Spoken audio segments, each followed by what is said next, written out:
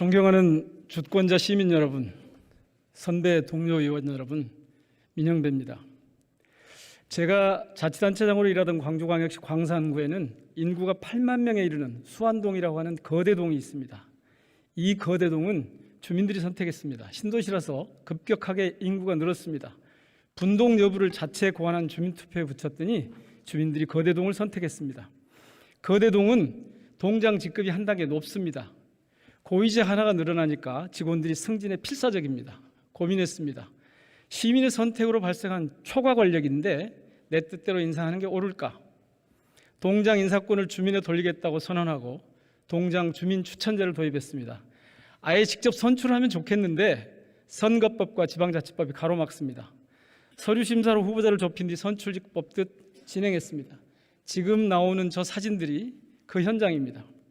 그 결과로 시민 참여는 활발해졌고 행정부와 시민 간의 갈등은 현저하게 줄었습니다. 나름 정치적 효능감을 맛봤습니다. 존경하는 의원님 여러분, 외람되게 제가 옛 얘기를 꺼낸 이유는 충분히 짐작하실 수 있을 겁니다. 혹시 우리가 직접 결정하지 않아야 할 것까지 욕심내고 있는 건 아닌지, 즉 초과 권력을 탐내는 건 아닌지 성찰하자는 뜻입니다. 잘 아시겠지만 국회의원은 주권자 시민의 대리인입니다. 주권자 정치의 관점에서 보면 저희는 정치개혁의 주체가 아니라 대상입니다.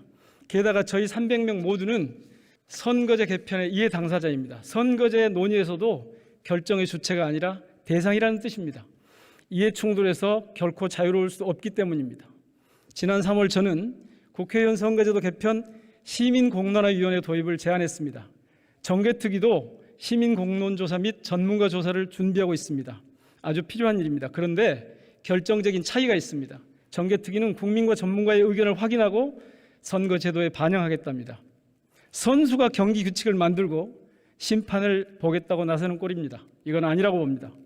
국회가 시민의 결정을 하나의 방안으로 수렴할 일이 아니라 그 반대로 전원의를 거친 국회안도 한 방안으로 내놓고 선관위안, 공론조사안, 전문가안 같은 것들을 도출해서 선택과 결정은 시민이 하도록 하는 게 어떨까요? 국회는 그 뜻에 따라 입법을 하면 족하다고 봅니다. 존경하는 의원님 여러분, 정말 냉정하게 평가해 봅시다. 모두 동의하시고 말씀하신 것처럼 대한민국은 지금 극심한 정치 양극화로 인해 충돌의 정치라고 하는 깊은 늪에 빠져 있습니다. 이 충돌은 초과 권력의 최대를 향한 양보 없는 쟁투입니다. 거대 양당이 독식하는 이 전장에는 합의나 협의가 들어설 자리가 없습니다. 특히 국민의힘은 오직 충돌이 목표인 범퍼카 같습니다. 여야 합의로 전원의를 결정해놓고서는 뜬금없이 의원 정수 축소를 들고 나옵니다. 12구 참사 국정조사 때도 다르지 않았고요. 꼭 1년 전 이맘때 검찰 수사권 축소 합의 때도 마찬가지였습니다.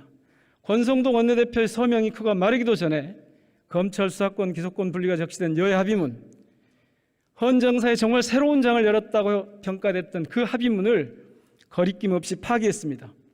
의도적으로 충돌을 일으키면서 뒤통수 정치의 정수를 보여준 거죠. 지금도 국민의힘은 윤석열 정부 부역자를 자처하면서 정치를 파괴하고 있습니다. 민주당은 절대다수 의석을 갖고서도 파괴 행위를 적절히 제어하지 못합니다. 그래서 지금 정치가 아닌 정쟁이 국회를 지배합니다. 송구합니다만 국민의힘은 선거제 개혁을 논의하기에 앞서서 배반과 충돌을 정치의 원동력으로 삼아온 자신부터 성찰하는 게 좋겠습니다. 당연히 민주당은 합리적인 정치 과정을 추동하지 못한 무기력에 대해서 처절하게 반성해야 할 겁니다. 김종민 의원께서 적절하게 어제 제시하셨는데요. 지금 정치 지체가 대한민국을 멈춰 세우고 있는 셈입니다.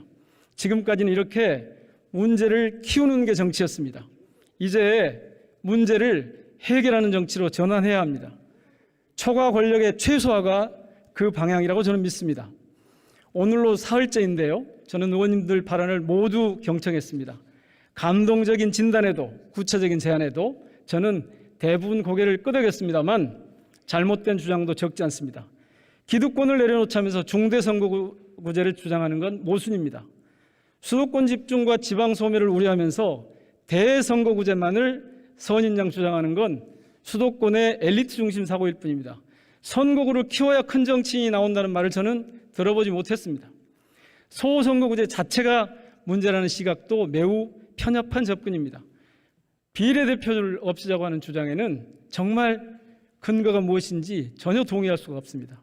지금까지 대체로 우리는 문제의식이나 개선 방향에서 크게 다르지 않습니다.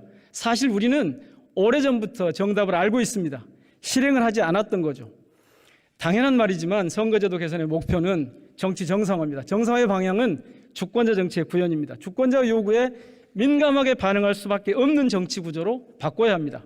이를 실현하기 위한 선거제 원칙은 앞서 말씀드린 것처럼 초과 권력을 최소화할 수 있도록 비례성과 대표성, 다양성과 책임성을 담보하는 것입니다. 저 또한 주권자 시민의 한 사람으로서 모델 하나를 제안합니다. 정개특위 3안, 즉 소선거구제 및 권역별 준연동형 비례대표제를 골자로하되 지역구와 비례대표 의석수를 1대1까지 조정하는 겁니다. 각각 150석으로 하자는 거죠. 화면을 봐주십시오. 이렇게 조건을 설정한 다음에 지난 21대 총선 결과를 재구성해 봤습니다. 선거제에 따른 초과 권력이 거의 사라집니다. 대신 비례성과 대표성, 다양성과 책임성을 담보할 수 있게 됩니다. 지역주의를 완화할 수 있습니다. 물론 세부 요소를 어떻게 설계하느냐가 중요할 겁니다. 각 권역의 인구와 면적을 고려해 수도권 비례 의석수는 줄이고 비수도권은 확대해야 합니다. 또 지역구별 4개 이상 기초자치단체 포함이 불가하도록 하는 등 조건과 함께 선거구의 전면 재조정도 뒤따라야 합니다. 이번에 만약 우리가 하지 못한다면 입법을 해놓은 뒤 4년 뒤에라도 반드시 시행되도록 합시다. 이렇게 해서 배신과 충돌의 정치, 극심한 정치 지체 현상을 끝내고